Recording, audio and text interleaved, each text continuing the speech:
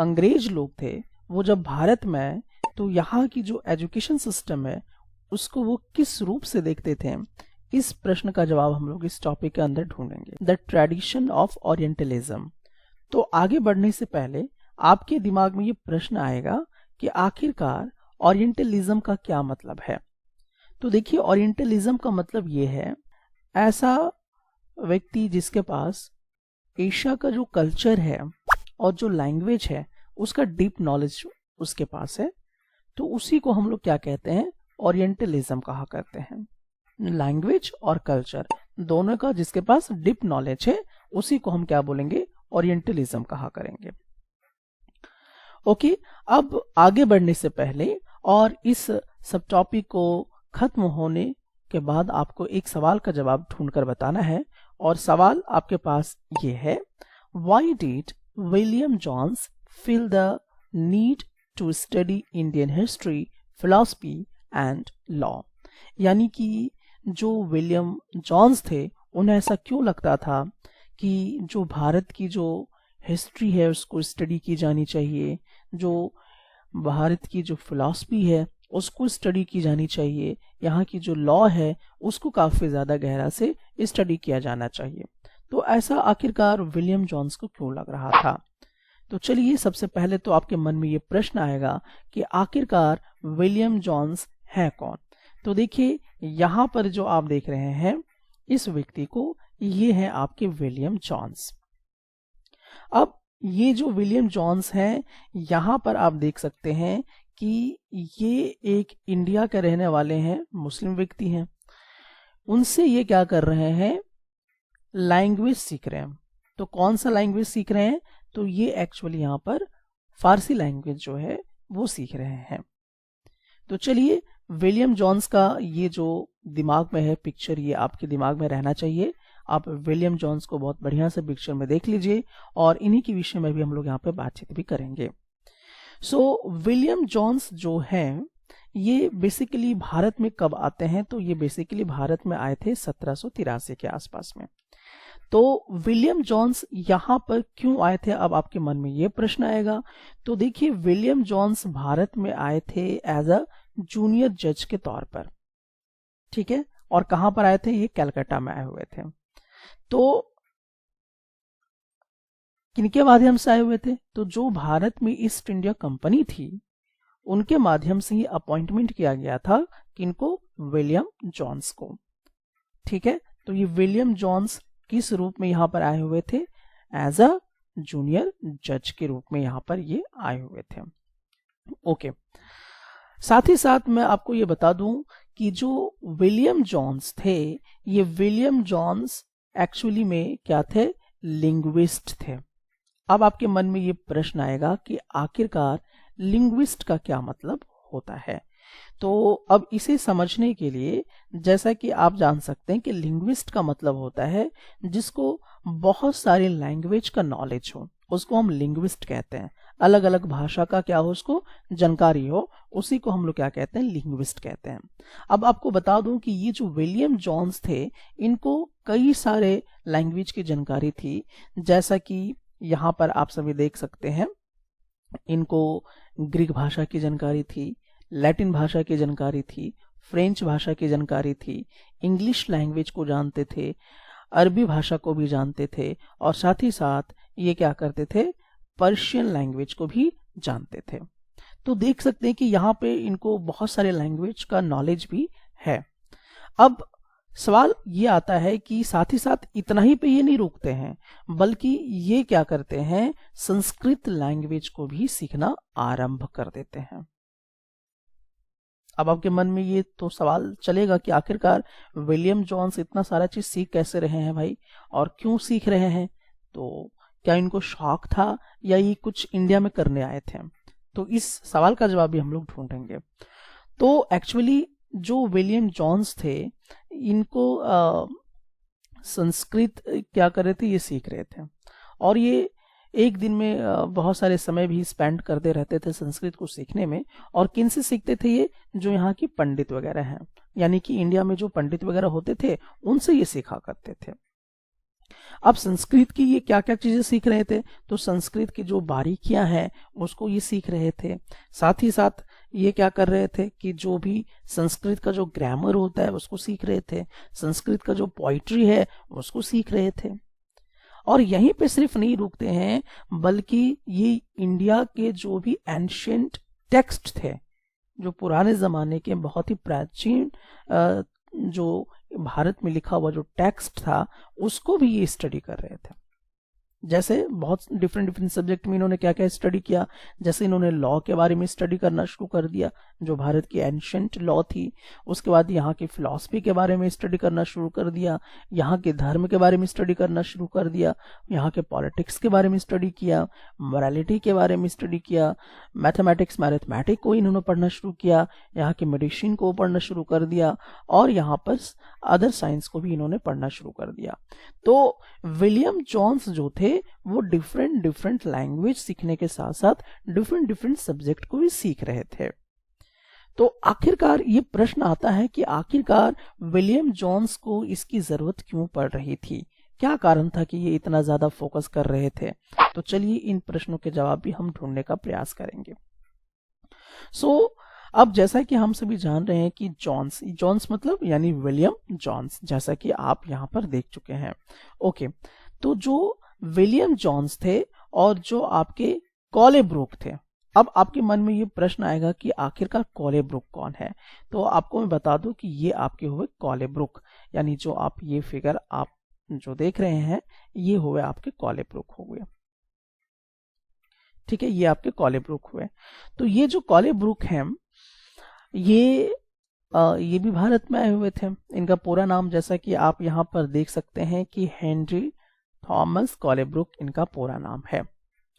Okay, तो ये जो थे ये क्या थे, विद्वान थे। किस चीज के विद्वान थे, तो ये संस्कृत के विद्वान थे। साथ ही साथ जो हिंदुइज्म में जो भी ग्रंथ वगैरह होते थे उसको भी काफी ज्यादा ये लिखते वगैरह थे, तो इसकी भी जानकारी इनके पास काफी ज्यादा हुआ करती थी। तो यहाँ पर ये सब जो दोनों को आप यहाँ पे देख रहे हैं, जैसे कि आपने अभी यहाँ पर विलियम जोन्स को देखा, ठीक है, और साथ ही साथ जहाँ पर आप देख रहे हैं कॉलेब्रुक को, तो विलियम जोन्स और कॉलेब्रुक जो थे ये क्या थे, आपके ओरिएंटलिज्म थे। ओरिएंटलिज्म कहने का मतलब कि इनको डीप नॉलेज था लैंग्वेज के प्रति भी, और कल्चर जो है इसका भी नॉलेज इन्होंने काफी डीप रख लिया था। तो ये जो आपके हुए कॉलेब्रुक जो हुए, ये जो आपके विलियम जोन्स हुए, इनको हम कह सकते हैं कि ये आपके क्या हो गए, ओरिएंटलिज्म हो गए। ओके, चलिए अब हम लोग अपने सब्जेक्ट पे वापस आते हैं।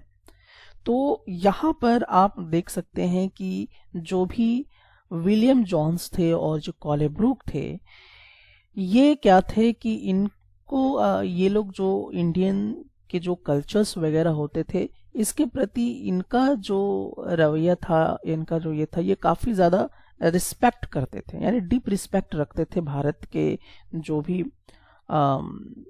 कल्चर वगैरह होता था, तो उसके प्रति ये काफी ज्यादा क्या रखते थे, डीप रिस्पेक्ट करते थे।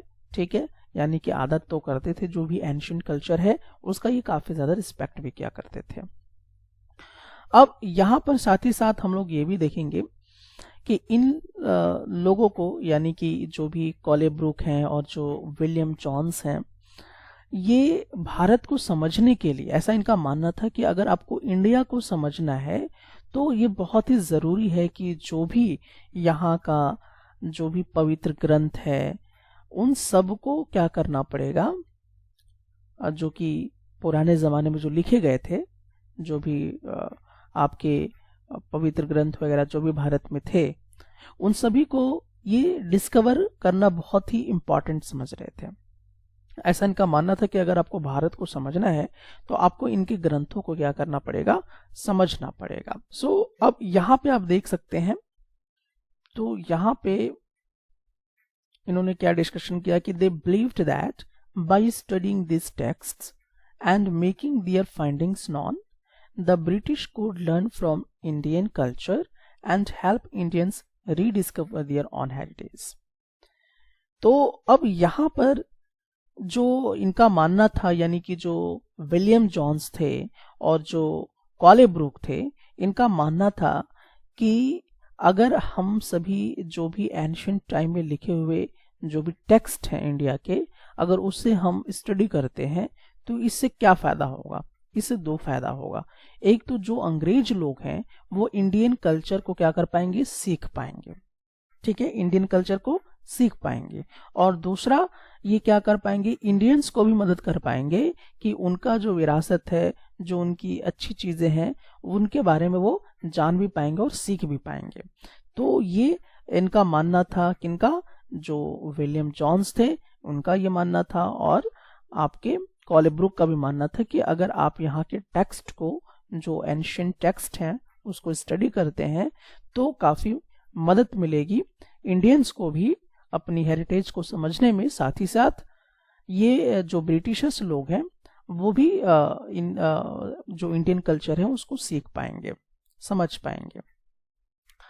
अब यहाँ पे देखिए, they saw the British as becoming guardians of Indian culture as well as its master. अब यहाँ के जितने भी आपके टेक्स्ट वगैरह थे, जो एंशिएंट इंडियन के जो टेक्स्ट वगैरह थे, इसको स्टडी करना तो शुरू कर दिए थे। कौन कौन? ब्रिटिशर्स लोग। ठीक है, तो ब्रिटिशर्स लोग क्या हो गए थे? यहाँ पे जो इंडियन कल्चर है उसके गार्जियन भी बन गए थे और एज अ मास्टर भी बन गए थे। ये गार्जियन के साथ साथ ये यहाँ के मास्टर भी बन गए थे।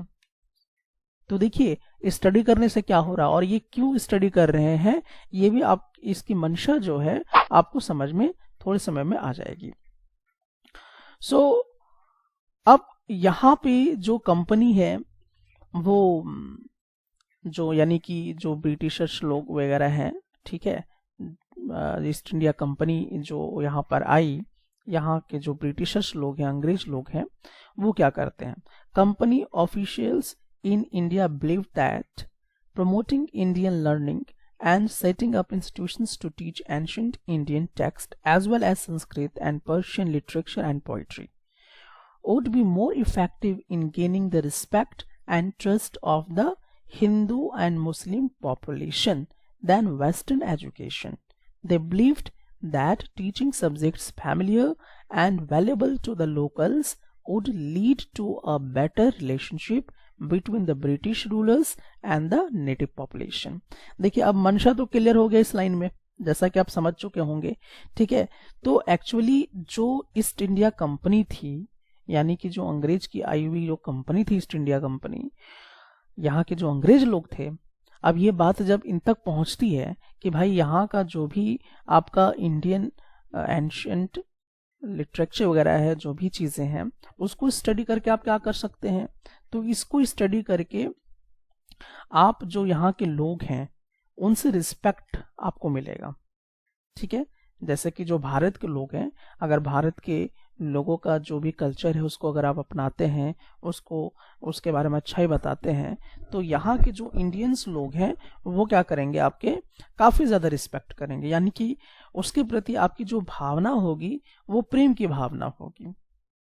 साथ ही साथ trust of Hindu and Muslim populations, साथ ही साथ जो भी यहाँ पे आपके हिंदू लोग हैं, जो मुस्लिम लोग हैं भारत में, वो आप पे विश्वास भी रखेंगे। ठीक है, आप उनके विश्वास को जीत भी पाएंगे। तो आप यहाँ पे समझ सकते हैं कि अगर आपके जो भी कल्चर्स हैं, जो भी लैंग्वेज हैं, उसको अपनाकर जो अंग्रेज लोग हैं आपको खुश करने में लगे हुए हैं, ताकि आप उनका रिस्पेक्ट करें और साथ ही साथ क्या करें, आपका विश्वास भी उन पे बना रहे। तो देखिए, आपको भावनात्मक तरीके से किस प्रकार से इंडियंस को यहाँ पर ये लोग मानसिक तौर पे कमजोर करने का प्रयास कर रहे हैं। तो ये चीजें जो हैं वो यहाँ पे देखने को मिलता है। और इसी के चक्कर में क्या होता है कि जो ब्रिटिश कंपनी है, जो ईस्ट इंडिया कंपनी है, वो बहुत सारे इंस्टीट्यूशंस जो हैं वो खोलने शुरू कर देते हैं, और यहाँ के जो भी इंडियंस लोग हैं और जो इंडियंस के जो कल्चर्स वगैरह हैं, जो लैंग्वेज हैं, उसको यहाँ पर सिखाना शुरू कर देते हैं। तो कहीं ना कहीं इसका मकसद यही था, और मकसद ये था कि जो भी आपके इंडियंस हैं और जो भी अंग्रेज हैं उनके बीच में क्या हो सके, एक अच्छा रिलेशनशिप जो है वो डेवलप हो सके। तो अब आप यहाँ पे क्लियर समझ गए होंगे कि जो हिंदू है, जो मुस्लिम है, वो किस तरह से उन सभी का ट्रस्ट जो है जो अंग्रेज लोग हैं वो जीतना चाह रहे थे। बहरहाल इस पॉइंट को आप यहाँ पे समझ गए होंगे कि आखिरकार क्यों यहाँ पे जो विलियम जॉन्स थे और जो कॉलेब्रुक थे इतना ज्यादा जोर क्यों दे रहे थे। अब यही कारण से देखिए अब होता क्या है कि भारत में बहुत सारे, जैसा कि मैंने आपको बताया कि इंस्टीट्यूशंस की जो है वो स्थापना होना शुरू हो जाता है। ठीक है, बहुत सारे इस तरह का, जैसे स्कूल वगैरह आज आप देखते हैं। तो लगभग 18वीं शताब्दी के आसपास में यहाँ पे there were efforts to promote the study of Arabic, Persian and Islamic law through the establishment of a madrasa in Calcutta in 1781। तो आप जैसा कि यहाँ पे देख सकते हैं कि 1781 के आसपास में, कहाँ पर, कलकत्ता में, ठीक है, जो पहले कैलकाटा के नाम से जाना जाता था। तो 1781 में यानी कि कैलकाटा में एक मदरसा का जो है स्थापना किया गया। यहाँ पे जैसा कि आप फिगर में देख सकते हैं कि ये जो है ये क्या है, मदरसा है। तो अब आपके मन में ये प्रश्न आएगा कि आखिरकार मदरसा का स्थापना क्यों किया गया। तो जैसा कि मैंने आपको बताया कि जो भी इंडियन कल्चर वगैरह है उसको ये स्टडी कर चुके थे, तो उसी को वो क्या करना चाह रहे थे कि ऐसा एक बनाया जाए जहां पर इस तरह के लैंग्वेज वगैरह सिखाया जा सके, लॉ वगैरह सिखाया जा सके। तो इसीलिए इन्होंने क्या किया, मदरसा का स्थापना किया। किन्होंने किया, अंग्रेजों ने किया। अब इसमें क्या क्या सिखाया जाने लगा, अरबी भाषा सिखाया जाने लगा, फारसी भाषा को सिखाया जाने लगा, और जो इस्लामिक जो लॉ वगैरह है उसको भी यहाँ पर टीच किया जाने लगा। तो अब इसका पर्पस तो आप समझ गए होंगे कि आखिरकार यहाँ पर क्यों इन तमाम चीजों को टीच किया जाने लगा। साथ ही साथ और क्या इन्होंने बनाया, तो देखिए साथ ही साथ इन्होंने हिंदू कॉलेज का भी स्थापना करवा दिया। ठीक है, हिंदू कॉलेज का भी। और हिंदू कॉलेज एक्चुअली कहाँ पर आपका बनाया गया था, तो ये बनारस में बनाया गया था, और 1791 के आसपास में जो है इसकी स्थापना कर दी गई थी। अब इसको जो है यहाँ पे जो हिंदू कॉलेज का निर्माण हुआ, आखिरकार क्यों हुआ था, तो एक्चुअली यहाँ पर भी क्या किया जाने लगा था, जो संस्कृत टेक्स्ट वगैरह है उसकी स्टडी करवाई जाने लगी थी यहाँ, और जो भी शासन करने की जो पद्धति है, जो व्यवस्था है, उसके पर्पज से भी क्या किया जाने लगा था, यहाँ के जो एडमिनिस्ट्रेटिव वगैरह है उसको भी स्टडी किया जाने लगा था। तो आप यहाँ पे समझ सकते हैं कि किस प्रकार से जो अंग्रेज लोग हैं आखिरकार यहाँ पे जो मदरसा का निर्माण कराते हैं और जो हिंदू कॉलेज का निर्माण करा रहे हैं, आखिरकार इसके पीछे इनकी क्या मंशा है। तो यहाँ पर ये चाहते थे कि जो भाषा है उसको भी सिखाया जाए, और साथ ही साथ जो आपके एडमिनिस्ट्रेटिव पर्पस के लिए जो भी काम करना है वो भी यहाँ पर लर्निंग किया जाए, यहाँ के जो लॉ वगैरह है उसको भी सिखाया जाए, ताकि जो इंडियंस लोग हैं उनका भरोसा जो है अंग्रेजों पे बढ़ जाए और वो ज्यादा से ज्यादा मतलब एक अच्छी भावना रखे अंग्रेजों के प्रति। ये कहीं ना कहीं जो है मंशा देखने को मिलता है।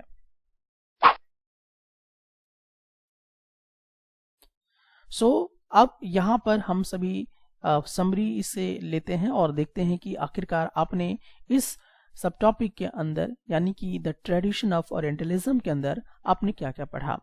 तो जैसा कि मैंने आपको बताया था कि 1783 के आसपास में विलियम जॉन्स जो हैं ये कहाँ आए थे, कलकत्ता आए हुए थे, और यहाँ पर ये जूनियर जज के पद पे आए हुए थे, जो कि सुप्रीम कोर्ट के जूनियर जज के तौर पे आए हुए थे।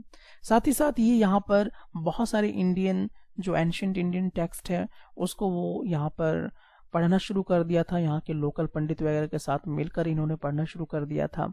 साथ ही साथ जैसा कि मैंने आपको बताया था कि कॉलेब्रुक जो थे और जो नेथानियल हेलहेड थे, ठीक है, और जैसे कि विलियम जॉन्स थे, ये सब क्या करते थे कि इनको काफ़ी नॉलेज भी था लैंग्वेज का, और जो भी एशिया का कल्चर है इसका भी डीप नॉलेज रखते थे, इसलिए इनको हम ओरिएंटलिज्म कहते थे। यानी विलियम जॉन्स ओरिएंटलिज्म है, कॉले ब्रुक भी ओरिएंटलिज्म है, और जो आपके नेथनियल हेलहेड है वो भी आपके ओरिएंटलिज्म है। और साथ ही साथ इनमें एक चीज़ और था कि ये जो एंशियंट जो भी इंडियन के कल्चर थे उसके प्रति इनका जो रिस्पेक्ट था वो काफ़ी ज़्यादा डीप था। यानी रिस्पेक्ट ये जो थे ये क्या करते थे, और यही कारण है कि इन्होंने कहा कि भाई यहाँ के जितने भी ग्रंथ हैं पुराने पुराने जो यहाँ के भाषा हैं उसको सीखिए और सिखाइए, ताकि लोगों का विश्वास जो है वो आपको मिलेगा, साथ ही साथ वो भी आपके प्रति क्या करेंगे, रिस्पेक्ट करेंगे, तो शासन करना बड़ा आसान हो जाएगा। तो बेसिकली ये यहाँ पे देखने को मिलता है। साथ ही साथ यहाँ पे जैसा कि मैंने आपको बताया कि ये जो थे ये इंडियन कल्चर को एक्चुअली अंडरस्टैंड करना चाह रहे थे, ठीक है, ताकि जो भी इंडिया का डेवलपमेंट है उसको भी किया जा सके और शासन करने में इनको किसी प्रकार की कोई दिक्कत ना हो। और इसी कारण से इन्होंने क्या किया था, मदरसा जो है और जो द हिंदू है इन्होंने यहाँ पर स्थापित किया था, ताकि इन डिफरेंट लैंग्वेज को सिखाया जा सके और जो एडमिनिस्ट्रेटिव रूल्स हैं उसको भी, इस्लामिक रूल वगैरह सबको भी सिखाया जा सके। अब हम लोग यहाँ पे देखेंगे how the British so education के अंदर ही हम लोग यहाँ पर स्टडी करेंगे अब दूसरे सब टॉपिक के विषय में, that is the grave errors of the East. अब इस टॉपिक के अंदर हम ये जानने का प्रयास करेंगे कि जो लगभग जो भी वहां पर अंग्रेज जो ऑफिसर्स लोग थे लगभग 19वीं शताब्दी के आसपास में, तो वो सभी क्या करना शुरू कर दिए थे, क्रिटिसाइज करना शुरू कर दिए थे। तो क्रिटिसाइज किस चीज का करना शुरू कर दिए थे, तो जो वहां पे जो ओरिएंटलिस्ट लोग थे, जो ओरिएंटलिस्ट लोग जो थे उनका वहां पर क्रिटिसाइज्म जो है वो चालू हो गया था। तो आखिरकार क्यों हो रहा था, तो रीजन ये है कि जो भी विलियम जॉन्स वगैरह थे उन सब का यहाँ पर काफी ज्यादा बुराई चालू हो चुका था। जो भी अंग्रेज के जो ऑफिसर्स लोग थे वो करना शुरू कर दिए थे, क्योंकि वो नहीं चाहते थे कि जो चीजें वो सिखा रहे हैं, जो एंशिएंट इंडियन का जो भी टेक्स्ट वगैरह निकाल के जो इस तरह का एजुकेशन में परिवर्तन कर रहे हैं, कहीं ना कहीं वो सही नहीं लग रहा था। इसीलिए जो वहाँ के ऑफिसर्स लोग थे वो कहीं ना कहीं इसका पूरी तरह से विरोध कर रहे थे, उसका बुराई भी कर रहे थे। उनका कहना था कि जो भी चीजें सिखाई जा रही हैं, जो भी इंडियन टेक्स्ट के माध्यम से जो भी चीजें सिखाई जा रही हैं उसमें बहुत सारा एरर है। बहुत सारा एरर के साथ साथ उसमें किसी तरह का कोई वैज्ञानिक थॉट भी अवेलेबल नहीं है, यानी कि अनसाइंटिफिक थॉट के आधार पर जो है उसको सिखाया जा रहा है। तो एक बहुत इंपॉर्टेंट जो यहाँ पे पॉइंट निकल के आता है, दैट इज अनसाइंटिफिक थॉट। ठीक है, तो ऐसा मानना किनका था, तो एक्चुअली ये मानना किनका था, तो वहां के जितने भी ब्रिटिश ऑफिसर्स लोग थे उनका ये मानना था कि जो साइंटिफिक मेथड तरीके से सिखाई जानी चाहिए थी, जो साइंटिफिक वैल्यू चीजों को सिखाई जानी चाहिए थी, वो कहीं ना कहीं नहीं है इन तमाम टेक्स्ट में जो विलियम जोन्स वगैरह या जो भी ऑर्नियलिस्ट वगैरह जो सिखाना चाह रहे थे, उसमें कहीं भी इस तरह का चीजें देखने को नहीं मिल रहा था। उसी के बीच में अगर हम लोग बात करें तो वहीं पर सबसे बड़े जो क्रिटिक्स करने वाले थे, जो बुराई करने वाले थे, वो थे आपके यहाँ पे जैसा कि जेम्स मिल्क को आप देख सकते हैं। तो इनका जो नाम है ये क्या है, तो इनका नाम हुआ एक्चुअली में जेम्स मिल। तो ये हुए जेम्स मिल, और ये बहुत ज्यादा विरोध कर रहे थे जो भी ऑर्नियलिस्ट लोग वहां पर कर रहे थे, यानी कि जो पुराने जो भी ग्रंथ है या जो लॉ है उनको सिखाने का प्रयास कर रहे थे। इनका कहना था कि जो भी चीजें ऑर्नियलिस्ट लोग सिखा रहे हैं वो आपका यूजफुल नहीं है, साथ ही साथ वो आपका प्रैक्टिकल भी नहीं है, यानी कि यूजफुल और प्रैक्टिकल नहीं होने के कारण वो इन सब चीजों को बिल्कुल भी मान नहीं रहे थे। इनका कहना था कि जो भी आप पोइट्री सिखा रहे हैं या जो भी आपके जो पवित्र ग्रंथ वगैरह जो आप देख रहे हैं उसमें कोई भी साइंटिफिक जो मतलब होना चाहिए वो नहीं है, और ये किसी भी तरीके से यूजफुल नहीं है, प्रैक्टिकल नहीं है। सो इन सब चीजों को टीच करने का कोई मतलब नहीं है। तो ये इसके अगेंस्ट में थे कि जो भी विलियम जोन्स वगैरह ये सब जो कोलेब्रुक वगैरह जो सिखा रहे थे, जो अब इम्प्लीमेंट करवाए थे, तो कहीं ना कहीं जो जेम्स मिल है उनके नज़रिए में ये कहीं अभी प्रैक्टिकल नज़र से दिखाई नहीं दे रहा था, इसका कोई मतलब नहीं था, वो कहीं ना कहीं बेकार रद्दी के जैसा वो सब नॉलेज जो थे वो पड़े हुए थे।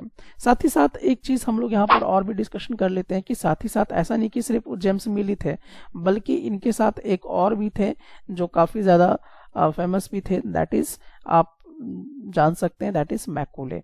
तो मैकॉले जो थे, इन्हीं का नाम क्या है, मैकॉले है, ठीक है। तो ये जो मैकॉले थे ये भी उनमें से एक ही थे जो कि क्या कर रहे थे कि जो भी ऑर्नेलिस्ट लोग हैं उनका ये बिल्कुल विरोध कर रहे थे कि इस तरह का जो भी एजुकेशन है वो बिल्कुल भी इम्प्लीमेंट नहीं होना चाहिए इंडिया में, वो बेकार है। क्यों? क्योंकि इनका मानना था कि देखिए जो इंडियंस लोग हैं उनको हमें क्या करना है, सिविलाइज्ड करना है। इंडियन को यह क्या करना चाह रहे थे, सिविलाइज्ड करना चाह रहे थे। जबकि और इनका एक और विचार इसमें चल रहा था कि सिविलाइज्ड हमें इंडियंस को करने हैं, ठीक है। साथ ही साथ ये क्या करना चाहते थे, तो ये एक्चुअली में जो भी ओरिएंटल टाइप की जो भी स्टडी वगैरह थी, जो लर्निंग थी, उसको ये क्या कर रहे थे, स्टॉप करना चाहते थे। ये नहीं चाहते थे कि इस तरह की चीज़ें जो हैं वो भारत को लोगों को सिखाया जाए, क्योंकि कहीं ना कहीं ये कोई वैल्यू नहीं रखता है, प्रैक्टिकल नहीं है, इस तरह का इनका भी मानना था। अब इनका जो सबसे ज्यादा जोर था वो था इंग्लिश लैंग्वेज को लेकर। मैकॉले का जो सबसे ज्यादा जोर था वो था कि इंग्लिश लैंग्वेज जो है लोगों के बीच में सिखाया जाए। तो अब इंग्लिश लैंग्वेज सिखाने से क्या फायदा होता है, तो इनका कहना है कि जो भी वेस्टर्न लिटरेचर है, जो साइंस है, जो फिलॉसफी है, ठीक है, और इसके वजह से जो चेंजेस हमारे पूरे वर्ल्ड में आया है साइंस की वजह से, जो कि कोई वैल्यू रखता है, कोई महत्वपूर्ण चीज़ें हैं जिससे कुछ चीज़ें बदल सकती हैं, तो हमें क्या करना चाहिए कि इन सब चीज़ों को ही ज़्यादा प्राथमिकता जो है इंडिया में देना चाहिए। तो इनका रुझान ज़्यादातर ये था कि इंग्लिश लैंग्वेज जो है वो इंडिया में इंट्रोड्यूस्ड कराया जाना चाहिए, लोगों को वहाँ पर इंग्लिश लैंग्वेज को सिखाया जाना चाहिए। ऐसा किनका कहना था, दैट इज द मैकॉले का ऐसा मानना था कि इंग्लिश लैंग्वेज पे ज़्यादा फोकस पड़ना चाहिए था। तो ये चीज इनका कहना था, और एक्चुअली इनका इससे ये भी मानना था कि धीरे धीरे जो संस्कृति है, जो कल्चर वगैरह है, उसमें क्या ये कर देंगे, चेंजेस कर देंगे। अगर मान लीजिए कि अगर किसी का कल्चर अगर बदल जाता है तो ऑटोमेटिकली उसका इतिहास मिट जाएगा, इतिहास मिटेगा तो ऑटोमेटिकली वहाँ के लोग पूरी तरह से दूसरे कल्चर को अपना लेंगे और उसमें वो कहीं ना कहीं आ जाएंगे। तो कहीं ना कहीं ये भी इनका सोच रहा था कि कल्चर को डेट कर देना है, ठीक है, उस चीज़ को उनको प्रमोट नहीं करना है। तो बेसिकली आप ये समझ चुके होंगे कि जो मैकॉले थे, मैकॉले का मेन जो था, इनका ये कहना था कि सिविलाइज्ड हमें बनाने हैं इंडियंस को, इसलिए उनको क्या करना है कि जो भी ओरिएंटल लर्निंग हो रही है, यानी कि जो भी प्राचीन जमाने की जो भी संस्कृति को सिखाया जा रहा है, जो भाषा को सिखाया जा रहा है, जो लॉ को सिखाया जा रहा है, उसको स्टॉप कर देना चाहिए। और इंग्लिश लैंग्वेज को लेकर इनका जो था वो ज़्यादा से ज़्यादा जोर दिया हुआ था। अब इससे होता क्या है कि इंग्लिश लैंग्वेज का एक एक्ट बन जाता है, ठीक है। तो इंग्लिश लैंग्वेज का एक एक्ट बनता है और उस एक्ट का नाम, जैसा कि आप यहाँ पे देख सकते हैं, इंग्लिश एजुकेशन एक्ट ऑफ 1835, ये इंट्रोड्यूस कर दिया गया था, ठीक है। तो ये जो है इंग्लिश एजुकेशन एक्ट ऑफ 1835 ये इंट्रोड्यूस कर दिया गया, और इसमें ये बताया गया कि जितने भी हायर एजुकेशन होंगे अब इसी मीडियम में होंगे, तो लोगों को यही इंट्रोड्यूस जो है वो कराया जाए, ठीक है। तो साथ ही साथ उनका ये कहना था कि जो भी ओरिएंटल इंस्टीट्यूशंस हैं उनको बंद कर दिया जाए, और उसके जगह पर क्या है कि इंग्लिश मीडियम के माध्यम में जो भी हायर एजुकेशन है उसको प्रमोट किया जाए। तो यही हुआ कि जो भी आपके मदरसा वगैरह थे कलकत्ता में, बनारस में, जो हिंदू कॉलेज वगैरह ये सब चीज़ें थीं, वो कहीं ना कहीं इन सब चीज़ों को बंद करने का वादा जो है वो कर दिया गया था। और बहुत सारे जो टेक्स्ट बुक वगैरह हैं स्कूल्स वगैरह में, वो लगभग किस में आने शुरू हो गए थे, इंग्लिश लैंग्वेज में आने शुरू हो गए थे। तो देखिए इस प्रकार से जो है वो चेंजेस जो हैं इंडिया में जो एजुकेशन है उसको लेकर लाया गया था।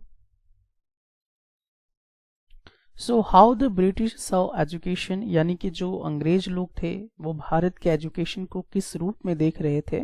अब चलिए इसमें हम लोग अगला जो सब टॉपिक देखेंगे that is education for commerce, यानी कि जो अंग्रेज लोग थे वो एजुकेशन को किस रूप में देख रहे थे। तो बिजनेस के रूप में वो जो है एजुकेशन को देख रहे थे, कॉमर्स के रूप में देख रहे थे। तो कैसे आप एजुकेशन से बिजनेस कर सकते हैं, कैसे आप पैसे बना सकते हैं, उस पर्पस से यहाँ पे अंग्रेज लोग अब इसको देखना शुरू कर दिए थे। तो इसके लिए इन्होंने क्या करना आरंभ किया, चलिए वो हम लोग देखते हैं। तो यहाँ पर लगभग ये बात है कब की, तो ये बात है 1854 की। तो 1854 में क्या हुआ था कि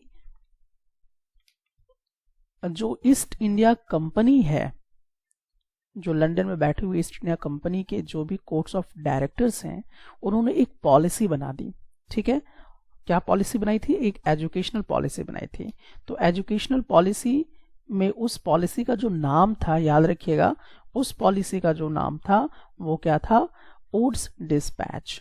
ठीक है, तो वुड्स डिस्पैच जो है ये एक एजुकेशनल पॉलिसी थी। तो ये पॉलिसी जो है अंग्रेजों ने बनाया था, और ये लगभग कब बना था, 1854 के आसपास में इस पॉलिसी को बनाया गया था। अब सवाल ये है कि आखिरकार ये जो वुड्स डिस्पैच जो नाम का जो पॉलिसी बनाया गया, क्यों बनाया गया था। ये एजुकेशनल पॉलिसी थी, तो ये पॉलिसी को बनाने का कारण क्या था। तो इसका कारण ये था कि जो अंग्रेज लोग हैं वो चाहते थे कि जो भी यूरोपियन लर्निंग है उसको इंडिया में जाके प्रचार प्रसार किया जाए, उसके बारे में बताया जाए, और जो वहाँ पे ओरिएंटल नॉलेज है उसको कहीं ना कहीं इसको रोका जाए, और इस ओरिएंटल नॉलेज को का जो प्रचार प्रसार है उसको रोक दिया जाए। उसके जगह पे क्या होनी चाहिए, जो यूरोपियन लर्निंग है, यानी कि जो उनके देश से आया हुआ जो भी चीजें हैं उनको ही पढ़ाया जाए, कहाँ पर, भारत में। ठीक है, तो इससे क्या होगा कि इससे उनका मानना था कि बहुत सारा क्या होने वाला है, उनको बेनिफिट्स होने वाला है। अब कैसे बेनिफिट्स होने वाला है, तो चलिए अब हम लोग इस विषय में भी जानेंगे। तो एक्चुअली वुड्स डिस्पैच जो है ये एक क्या था, एजुकेशनल पॉलिसी था। ठीक है, तो एक नया 1854 में क्या हुआ, एक एजुकेशनल पॉलिसी बनी, और उस एजुकेशनल पॉलिसी का नाम था वुड्स डिस्पैच। और ये जो वुड्स डिस्पैच है ये बेनिफिट को लेकर, यानी कि जब अगर यहाँ पर अंग्रेजों की जो यूरोपियन लर्निंग है अगर उसको हम थोपते हैं कहाँ पे, भारत पे आके, तो जो भी बेनिफिट होंगे वो बहुत ज़्यादा होंगे, यानी कि आप एजुकेशन को एज ए क्या कर पाएंगे, पैसे के रूप में कन्वर्ट कर पाएंगे। तो यहाँ पर इस जो डिस्पैच, इस डिस्पैच में क्या जिक्र था, इसके लर्निंग को लेकर क्या ये था, तो उनका मानना था कि जो भी इंडियंस लोग हैं उनके लिए भी ये क्या होगा, बहुत ज़्यादा बेनिफिटेड होगा। तो कैसे बेनिफिटेड होगा, चलिए अब हम लोग इस बात को भी समझते हैं। तो उनका कहना था कि अगर आप जो यूरोपियन लर्निंग है, जो यूरोपियन एजुकेशन है, अगर आप उसको देते हैं तो इससे क्या होगा, इकोनॉमी जो है वो इम्प्रूव करेगी, यानी कि जो अर्थव्यवस्था है वो बेहतर हो जाएगा। साथ ही साथ उनका ये भी कहना था कि जो भी ब्रिटिशर्स के जरिए, यानी कि जो अंग्रेजों के जरिए जो सामान वगैरह जो बनाया जा रहा है उसकी जो डिमांड है वो भी क्या होगी, बढ़ जाएगी। तो एक तो यहाँ पर उनका देख लीजिए कि खरीद बिक्री बढ़ाने के लिए, ज़्यादा से ज़्यादा बिके उनका, इसके लिए उन्होंने यहाँ पे एक दिमाग जो है वो लगाया हुआ है। साथ ही साथ वो चाहते थे कि जो भी इंडियंस लोग हैं उनका जो मोरल कैरेक्टर है वो भी क्या हो जाएगा, इम्प्रूव हो जाएगा, ऐसा अंग्रेजों को लगता था। और इससे क्या फ़ायदा होगा, तो इससे ये फ़ायदा होगा कि जो भी हिंदुस्तानी लोग हैं वो ज़्यादा से ज़्यादा क्या हो जाएंगे, विश्वास के पात्र हो जाएंगे, काफ़ी ईमानदार हो जाएंगे। तो जो भी उनके नौकर वोकर बनेंगे, यानी अंग्रेजों का जो नौकर बनेंगे वो काफ़ी वफादार बनेंगे और काफ़ी ईमानदार बनेंगे उनके प्रति। ठीक है, और श्रद्धापूर्वक उनके लिए क्या करेंगे, काम करेंगे। तो ऐसा अंग्रेजों को लगता है। सो आप यहाँ पे देख सकते हैं कि इस तरह का आपको जो दिखाई दे रहा है फिगर, ये एक यूनिवर्सिटी वगैरह बना हुआ है। ठीक है, तो यहाँ पर ये आपको समझ जाना है कि वुड्स डिस्पैच नाम का जो पॉलिसी बना था उसका क्या मेन पर्पस है। अब देखिए इससे हुआ क्या चीज कि इसके वजह से बहुत सारे जो हैं एजुकेशन सेक्टर में जितने भी हैं डिपार्टमेंट, यूनिवर्सिटी वगैरह सब जितने भी हैं वो सब बनने शुरू हो गए थे, जैसा कि आप यहाँ पे देख रहे हैं। ठीक है, तो जैसे कि कैलकाटा में बनना शुरू हो गया, यूनिवर्सिटी मद्रास में बनना शुरू हो गया, बॉम्बे में बनना शुरू हो गया। तो ये तमाम तरह के जो यूनिवर्सिटीज वगैरह हैं एजुकेशन फील्ड में वो बनना शुरू हो गए। ठीक है, तो इसका कारण आपको समझ में आ गया होगा कि आखिरकार ऐसा क्यों किया गया, ताकि जो अंग्रेज लोग हैं वो ये चाहते थे कि वफादार यहाँ के लोग बने, जो भी उनके नौकर चाकर रहे वफादार रहे, तो इंग्लिश सिखाने से ऑनेस्टी आ जाएगी, प्लस में कल्चर में भी बदलाव आना शुरू हो जाएगा और कहीं ना कहीं इंडिया को भी काफ़ी ज़्यादा प्रोग्रेस करेगा। ऐसा मानना था किनका, ये जो वुड्स डिस्पैच जिन्होंने बनाया था वहाँ से ये चीज़ें जो हैं वो लेकर आए हुए थे और इसको बनाने की बात जो है वो कर रहे थे। तो यहाँ तक आप समझ चुके होंगे और भी आपने इस कॉन्सेप्ट को कितना बढ़िया से सीखा है। चलिए हम लोग यहाँ पे कुछ अब क्वेश्चंस करेंगे, तो क्वेश्चन के माध्यम से आप बेटर ढंग से और समझ पाएंगे। तो जैसा कि क्वेश्चन यहाँ पे आप देख सकते हैं कि what was the name of the educational policy issued by the Court of Directors of the East India Company in London in 1854। तो अब इसके लिए आपके पास ऑप्शन है वुड्स मेमो, ऑप्शन बी है oriental knowledge policy, option C है Indian educational act और ऑप्शन डी है वुड्स डिस्पैच। जी हाँ, मुझे लगता है कि इस सवाल का जवाब आप पता कर चुके होंगे, दैट इज वुड्स डिस्पैच, यानी ऑप्शन डी करेक्ट है। चलिए अब अगले क्वेश्चन की तरफ। अगला क्वेश्चन आपके पास है कि according to Woods dispatch what were the practical benefits of European learning for Indians, यानी कि क्या प्रैक्टिकल बेनिफिट्स होने वाले हैं भारत को, या भारत जो भी यहाँ पे इंडियंस लोग हैं उनको किस तरह का बेनिफिट होने वाले हैं अगर वो यूरोपियन लर्निंग को सीखते हैं। तो ऑप्शन ए है इम्प्रूवमेंट ऑफ मॉरल कैरेक्टर, यानी कि जो भी मॉरल कैरेक्टर है उसका इम्प्रूवमेंट होगा, या डिमांड फॉर ब्रिटिश गुड का जो क्रिएशन है वो बढ़ जाएगा, डेवलपमेंट ऑफ एडमिनिस्ट्रेशन स्किल बढ़ जाएगा, या इनमें से सभी। तो इसका सही जवाब होगा जी हाँ ऑप्शन डी, यानी कि सब कुछ होगा। अगर मान लीजिए कि जो भी वुड्स डिस्पैच में जो एजुकेशनल पॉलिसी में मेंशन की गई थी तो इसका मेन पर्पस था benefits of educational learning for Indians, यानी इंडियंस को भी काफ़ी बेनिफिट जाएगा। दैट इज क्या होगा कि मोरल कैरेक्टर जो इंडियंस हैं उनमें इम्प्रूव हो जाएगा, ब्रिटिश गुड हैं जो सामान वगैरह हैं अंग्रेजों के जो बिक रहे हैं उसका डिमांड बढ़ जाएगा। ठीक है, उसके बाद जो एडमिनिस्ट्रेटिव स्किल्स है यानी कि प्रशासन करने की जो क्षमता है वो भी डेवलप होगी। तो ये तमाम तरह की चीज़ें जो हैं कहीं ना कहीं इस वुड्स डिस्पैच से जो है वो आने वाली थी। चलिए अब हम लोग चलते हैं नेक्स्ट क्वेश्चन की तरफ, और इस क्वेश्चन में देखिए क्वेश्चन है कि what measures did the British government take to extend its control over education in India after the events of Woods Dispatch। Option A है आपके पास कि एजुकेशनल डिपार्टमेंट का जो है वो विस्थापित होना शुरू हो गया था। ऑप्शन बी है creation of university in Calcutta, Madras and Bombay. Option C है reformation of the system of school education, और ऑप्शन डी है ऑल ऑफ द अबव। यानी कि देखिए जब भी ये जो वुड्स डिस्पैच आया तो उसके बाद बहुत सारी चीज़ें जो हैं वो होने शुरू हो गए थे, यानी कि बहुत सारे एजुकेशनल डिपार्टमेंट बनने शुरू हो गए। जैसे मैंने आपको बताया कि यूनिवर्सिटी वगैरह बनने शुरू हो गए थे। ठीक है, कलकत्ता वगैरह में, मद्रास में, बॉम्बे में, ये तमाम चीज़ों में बन रहे थे। साथ ही साथ कि जो सिस्टम ऑफ स्कूल एजुकेशन है उसमें भी काफ़ी ज़्यादा क्या आ रहा था, रिफॉर्मेशन आ रहा था, यानी काफ़ी बदलाव आ रहे थे। तो ये तमाम चीज़ें जो हैं ये देखने को आपको मिलते हैं, कब मिलते हैं, जब वुड्स डिस्पैच जो है वो लागू होता है, एक जो कि एजुकेशनल पॉलिसी लेकर लाया गया था उसके according. What happen to the local schools, हम लोग इस टॉपिक के दौरान ये समझने का प्रयास करेंगे कि जो भी लोकल स्कूल्स थे उनका क्या हुआ। तो उसके अंदर हम लोग सबसे पहले यहाँ पे जो जानने का प्रयास करेंगे वो होगा the report of William Adam. तो विलियम एडम कौन है, सबसे पहले ये जानते हैं। तो जैसा कि आप इस फिगर में देख पा रहे हैं तो ये जो है ये आपके विलियम एडम है। ठीक है, तो फिगर आपको अच्छे से याद रहना चाहिए कि ये आपके कौन है, विलियम एडम है। और इन्होंने क्या किया था, एक रिपोर्ट तैयार किया था जो स्कूल्स हैं उसको लेकर। तो चलिए हम लोग देखते हैं कि किस तरह का रिपोर्ट इन्होंने सबमिट किया था। तो दरअसल क्या हुआ था, अब हम लोग यहाँ पे देखने का प्रयास करते हैं। तो यहाँ पे देखिए जो विलियम एडम थे, विलियम एडम कहने का मतलब मैंने आपको बता दिया कि यहाँ पे ये जो अंग्रेज था इनका नाम था विलियम एडम। तो लगभग 1830 के आसपास में ऐसी कुछ चीजें हुई थी और इसमें क्या हुआ था ये हम लोग यहाँ पे जानने का प्रयास करते हैं।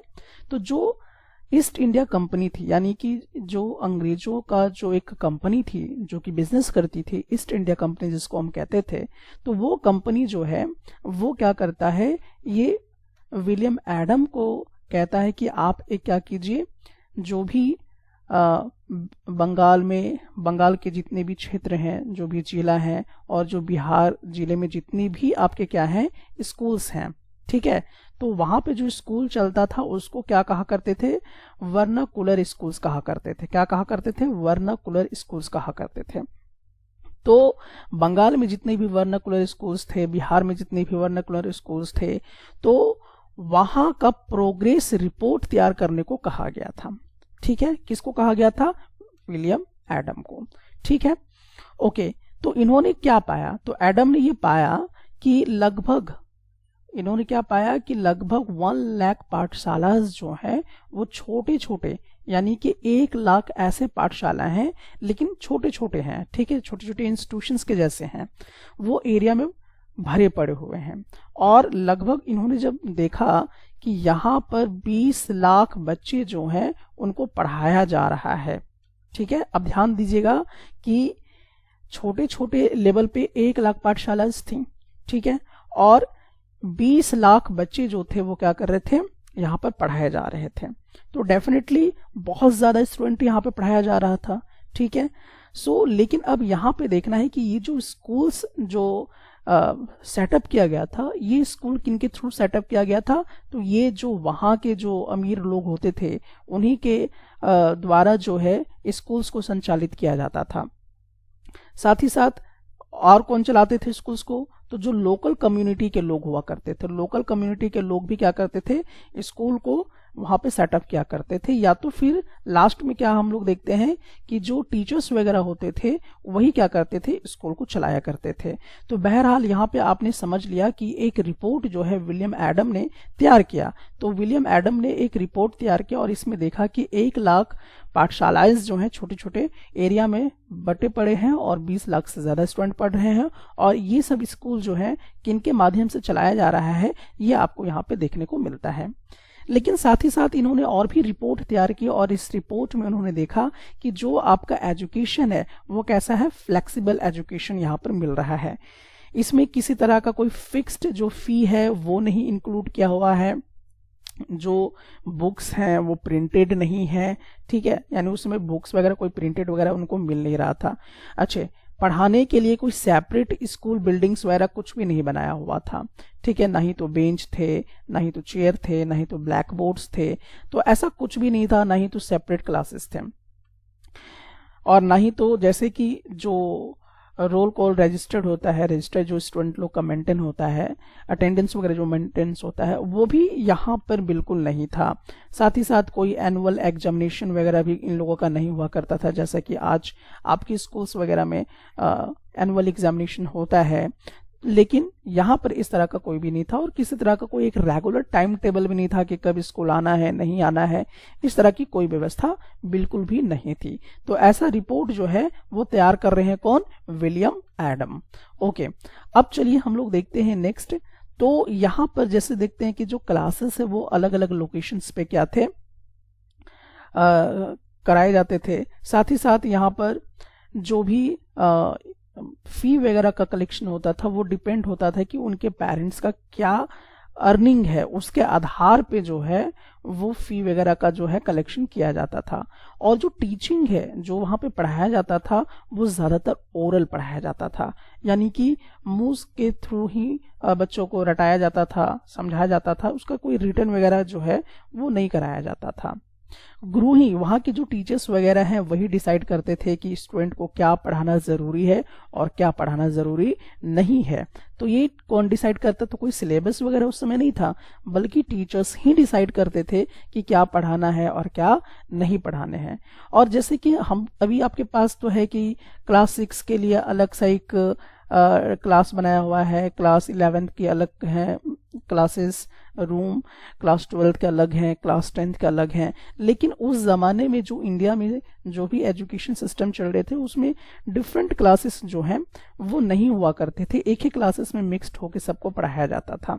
और वो देखते थे कि वहाँ पे टीचर्स कौन किसके समझने लायक है, तो उसके हिसाब से वो क्या करते थे, बताया करते थे। और ज़्यादातर वहाँ पर वो उन्हीं नॉलेज को शेयर करते थे जो लोकल चीज़ों में जो डिमांड हुआ करती थी, उसी चीज़ों को वहाँ पर वो बताया करते थे। तो इस प्रकार से आप समझ चुके होंगे कि जो भी वहाँ पर एजुकेशन सिस्टम था भारत में, यानी 1830 से पहले का जो एजुकेशन सिस्टम आप देख रहे हैं वो थोड़ा सा डिफरेंट था। तो इन्होंने एक रिपोर्ट दिया, स्कूल्स में न्यू रूल्स वगैरह जो है वो आने शुरू हो गए थे। तो जैसा कि आप यहाँ पर देख सकते हैं कि क्या क्या रूल रेगुलेशंस जो हैं वो होने शुरू हो गए थे।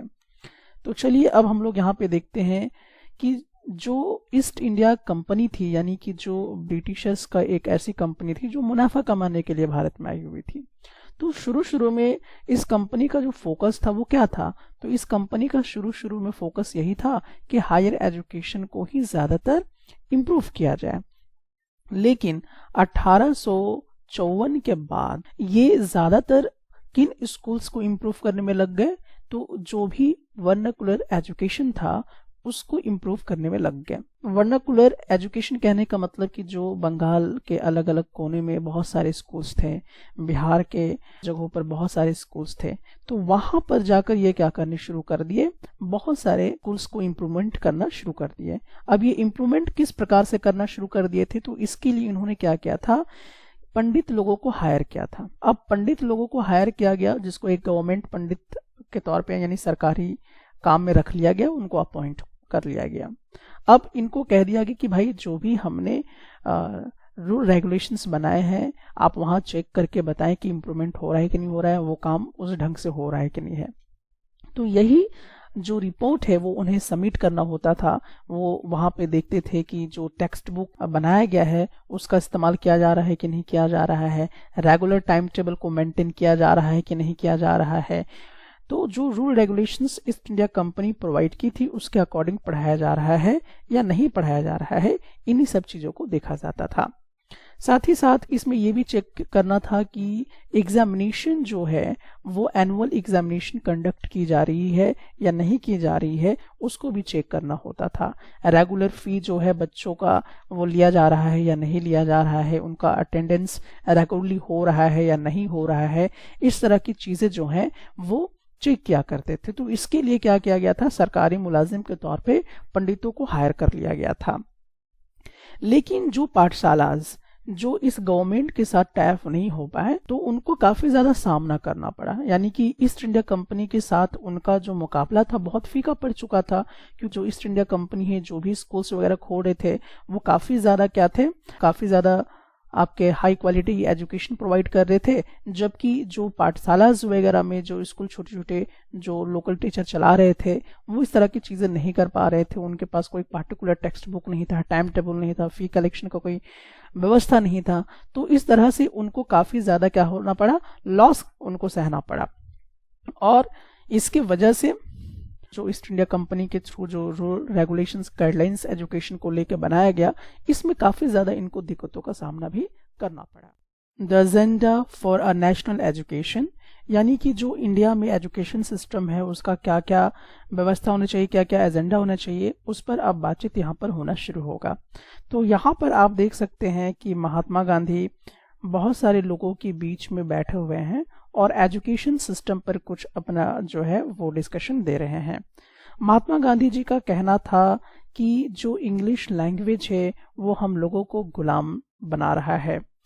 तो ऐसा आखिरकार महात्मा गांधी क्यों कह रहे थे, चलिए अब हम लोग इन तमाम चीजों को जानने का प्रयास करते हैं। महात्मा गांधी जी ये कह रहे थे कि जो कॉलोनियल एजुकेशन है, यानी कि जो आपका अंग्रेज लोग हैं वो तो यहाँ पर अपना कब्जा जमा कर यहाँ के जो भी संपत्ति है, संपदा है, उसको लूटने के लिए आए हुए हैं।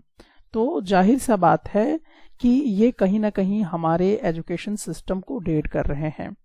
ठीक है, तो जो भी इंडियंस हैं उनको डिग्रेड करने का ये प्रयास कर रहे हैं। तो कैसे ये प्रयास कर रहे हैं? क्योंकि इन्होंने एजुकेशन सिस्टम को डिस्ट्रॉय कर दिया। इन्होंने क्या किया? एजुकेशन सिस्टम को डिस्ट्रॉय कर दिया। अब जब एजुकेशन सिस्टम आपका डिस्ट्रॉय हो जाएगा तो डेफिनेटली आपका जो इतिहास है वो भी क्या हो जाएगा? डिस्ट्रॉय हो जाएगा। तो अगर आपका हिस्ट्री भी डिस्ट्रॉय हो जाएगा तो आपका कल्चर भी क्या होगा? डिस्ट्रॉय हो जाएगा। तो जब आप अपनी सभ्यता को भूल जाएंगे तो ऑटोमेटिकली आप उस परंपरा को भी भूल जाएंगे। तो यहाँ पे जो अंग्रेज लोग थे वो इंग्लिश लैंग्वेज पे बहुत ज़्यादा जोर देना शुरू कर दिए थे, इंग्लिश एजुकेशन पे ज़्यादा अपना फोकस कर दिए। तो इससे क्या होगा कि आप अंग्रेज़ों के ज़्यादातर आदर करेंगे, उनके कल्चर को ज़्यादा फॉलो करेंगे, तो कहीं ना कहीं जो आपका एजुकेशन सिस्टम है, जो आपकी जो कल्चर है वो आप भूल जाएंगे, वो आपके जहन से निकल जाएगी, आपकी पीढ़ियाँ उसे ख़त्म कर देगी। तो कहीं ना कहीं इन्हीं सब चीज़ों को लेकर गांधी जी ये कह रहे थे कि जो इंग्लिश एजुकेशन है उसने हम लोगों को क्या कर लिया? गुलाम बना लिया, क्योंकि आपका कल्चर को ही पूरी तरह से डिस्ट्रॉय कर रहा था। यही कारण है कि गांधी जी बार बार बहुत सारे स्टूडेंट्स को कह रहे थे कि जो भी आप ब्रिटिश कंपनी के जो भी इंस्टीट्यूशंस बनाए हुए हैं, जो भी एकेडमी बनाए हुए हैं, उसको आप तुरंत के तुरंत क्या कर दें? छोड़ दें और अपना सेल्फ रिस्पेक्ट को ना खोएं। तो गांधी जी का एक और भी बयान था, इसमें ये काफ़ी ज़्यादा स्ट्रांगली इस बात को कहते हैं कि जो भी आप एजुकेशन लीजिए वो किस लैंग्वेज में होनी चाहिए? वो इंडियन लैंग्वेज में होनी चाहिए। ऐसा क्यों बोल रहे थे? यानी कि वो कहना चाह रहे थे कि इंग्लिश लैंग्वेज में जो आपकी एजुकेशन है उसको ना लें। तो ऐसा ये क्यों कहना चाह रहे थे? तो ऐसा ये कहना चाह रहे थे क्योंकि जब आप इंग्लिश लैंग्वेज को सीखते हैं तो कहीं ना कहीं ये आपस में क्या करेगा? दूरियां फैलाएगा। ठीक है, आपके बीच में क्या करेगा? दूरियां फैला देगा, आप अपने इन्वायरमेंट से कट जाओगे। ठीक है, कहीं ना कहीं आप अपने के लिए ही क्या बन जाओगे? अजनबी बन जाओगे। अब ये कितना सत्य है ये आप खुद रियलाइज कर सकते हैं। तो उन्होंने पूरी तरह से क्या किया कि जो वेस्टर्न एजुकेशन था उसका उन्होंने भरपूर जो है निंदा उन्होंने की कि आखिर ये जो इंग्लिश एजुकेशन सिस्टम है ये नहीं होना चाहिए। इन्होंने सबसे ज़्यादा जोर इंडियन लैंग्वेज पे दिया था। इन्होंने ये भी कहा कि जो भी इंडिया में जो भी नॉलेज वगैरह है वो काफ़ी प्रैक्टिकल और एक्सपीरियंस बेसिस पे होते हैं, जबकि वेस्टर्न वगैरह में ऐसी कोई व्यवस्था नहीं होती है। और जब आप इंडियन एजुकेशन को लेंगे तो आपके माइंड को भी, आपके सोल को भी, आपके आत्मा को भी ये डेवलप करेगा, इम्प्रूव करेगा, और आप अपने हाथों से बहुत सारे जो ज़रूरत की चीज़ें हैं वो भी कर पाएंगे। तो ऐसा महात्मा गांधी जी का यहाँ पर विचार रहा। अब चलिए हम लोग देखते हैं कि आखिरकार रविन्द्रनाथ टैगोर जो थे, जिन्होंने शांति निकेतन का स्थापना किया, जैसा कि आप यहाँ पे देख सकते हैं। तो यहाँ पे पेड़ पौधों के बीच में जो है यहाँ पे रविन्द्रनाथ टैगोर जो हैं वो बैठे हुए हैं, और इन्होंने एक एजुकेशन सिस्टम नया लेके आया, और यहाँ पे ये पूरी तरह से इको फ्रेंडली बेसिस पे आपको यहाँ पे देखने को मिलेगा। तो यहाँ पे आपको मैं बता दूं कि शांति निकेतन जो है इसकी स्थापना किसने की थी? तो शांति निकेतन की स्थापना किसने की थी? रविन्द्रनाथ टैगोर ने किया था। किसने किया था? रविन्द्रनाथ टैगोर ने किया था।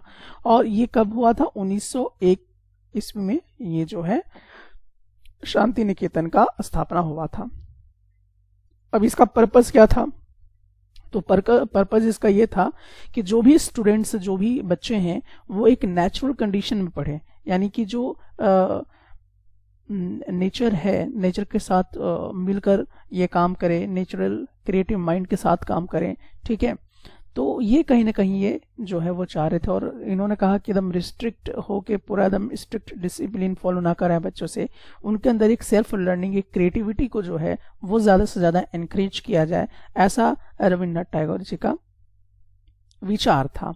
और इनका कहना था कि जो भी मॉडर्न वेस्टर्न सिविलाइजेशन है और जो बेस्ट इंडियन ट्रेडिशन है उन दोनों को मिक्सड अप करके लोगों को पढ़ाया जाए। सबसे ज़्यादा इसमें जैसे कि साइंस की नॉलेज जो है वो बच्चों को प्रोवाइड किया जाए, साथ ही साथ साइंस टेक्नोलॉजी की जो नॉलेज है वो प्रोवाइड कराया जाए, जो म्यूज़िक्स हैं, डांस हैं, उन सब चीज़ों को क्या किया जाए? बच्चों को सिखाया जाए। तो ये एक नेशनल एजुकेशन सिस्टम का जो आइडिया है ये लगभग इस तरह से चलता रहा और ये डिबेट होते होते ये तब तक चलता रहा जब तक कि हमारा देश जो है आज़ाद नहीं हो गया। तो पूरी तरह से आप समझ गए होंगे कि एजुकेशन सिस्टम में किस किस तरह से बदलाव अंग्रेजों ने किए और इंडियंस की तरफ से किस तरह के विवाद आए और किस तरह का आउटपुट बनते बनते आज एजुकेशन सिस्टम हमारा इस रूप में दिखाई दे रहा है।